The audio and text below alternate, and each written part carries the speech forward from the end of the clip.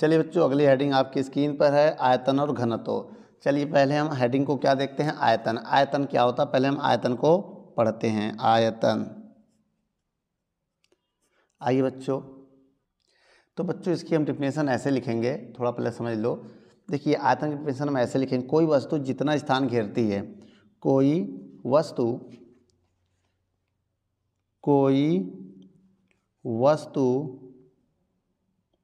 ठीक है, कोई वस्तु जितना स्थान घेरती है, जितना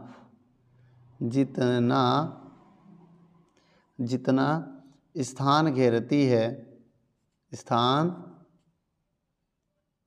कोई वस्तु जितना स्थान घेरती है, ठीक है, उसे उसका आयतन कहते हैं। उसे उसका आयतन कहते हैं। उसे उसका क्या कहते हैं, आयतन कहते हैं। आप समझिए बेटा, इसे v से प्रदर्शित करते हैं, ठीक है। इसका मात्रक घन मीटर होता है। क्या, घन मीटर को बेटा हम लोग मीटर क्यूब होता है। अब इसके बाद देखिए इसका फार्मूला हम देखते हैं बेटा। आयतन का वैसे नॉर्मल फार्मूला क्या है, मेरे कहने का मतलब बेटा अलग अलग शेप के लिए अलग अलग फार्मूला होता है। जैसे बेलन है तो बेलन का आयतन ना, और घनाभ है घनाभ का आयतन, सबका तो आयतन अलग अलग होता है। एक हम यहाँ पर फार्मूला बताने जा रहे हैं जो नॉर्मल होता है, आयतन बराबर, ठीक है, द्रव्यमान बटे घनत्व। तो यहाँ पर जो होता है आयतन बराबर द्रव्यमान बटे घनत्व, एक ये फार्मूला है, ठीक है बेटा।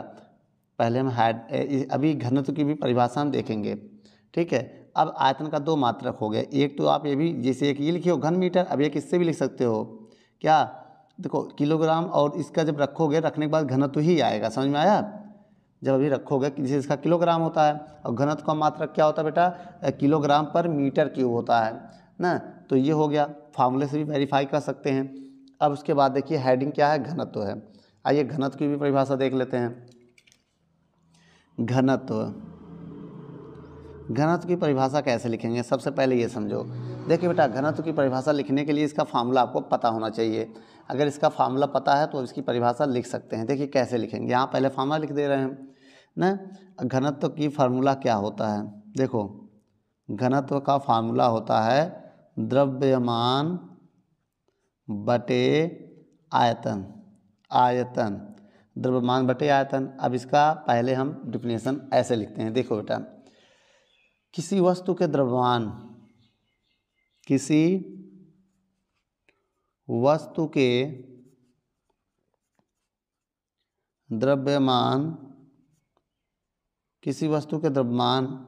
और उसके आयतन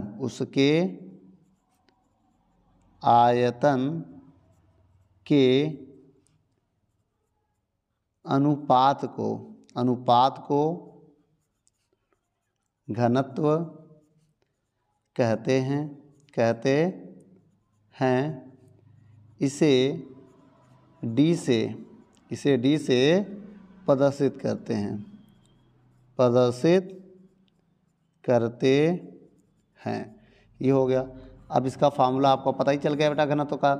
अब इसके बाद हम देखेंगे घनत्व का मात्रक। घनत्व का मात्रक क्या होता है, देखिए बेटा, द्रव्यमान का मात्रक किलोग्राम होता है प्रति, और आयतन का मात्रक होता है मीटर क्यूब ना। यहाँ पर घन मीटर क्यूब लिखा था ना, तो ये हो गया घनत्व का मात्रक। बच्चों, हमारी वीडियो अगर आपको अच्छी लगे तो लाइक शेयर कमेंट करना ना भूलें, और अपने दोस्तों को ज़्यादा से ज़्यादा कर लें। और हमारे इसी वीडियो के डिस्क्रिप्शन बॉक्स में जाएंगे तो वहाँ पर सभी चैप्टर का लिंक मिल जाएगा, वो आप क्लिक करके केवल देख सकते हैं।